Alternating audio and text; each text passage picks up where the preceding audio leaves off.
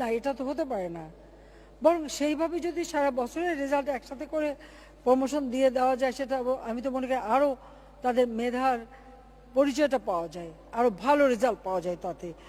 সেই সাথে আমি একটা কথা বলবো যে শিক্ষা প্রতিষ্ঠানগুলি আমরা কিন্তু ইতিমধ্যে শিক্ষা প্রতিষ্ঠান অনেক সরকারিকরণ করে দিয়েছি।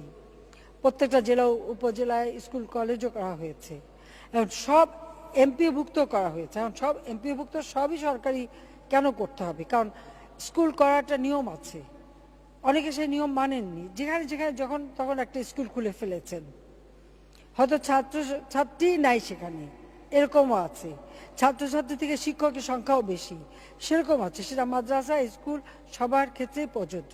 তারপরেও কিন্তু আমরা আমাদের শিক্ষার ব্যবস্থা এবং শিক্ষা নীতিমালা দিয়েছি, তাতে সবাইকে আমরা একটা শিক্ষার একটা নিয়মের মধ্যে আমরা ধীরে ধীরে নিয়ে আসার চেষ্টা করে যাচ্ছি এবং সেটা আমরা করে যাচ্ছি।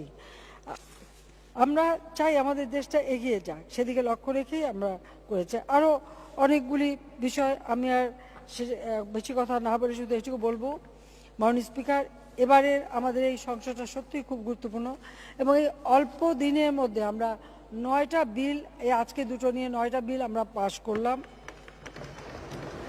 তাছাড়া মুজিব বর্ষ উপলক্ষে এই বিশেষ অধিবেশন পরিচালনা করবার জন্য আমাদের যারা বিশেষ করে সংসদের সচিবালয় থেকে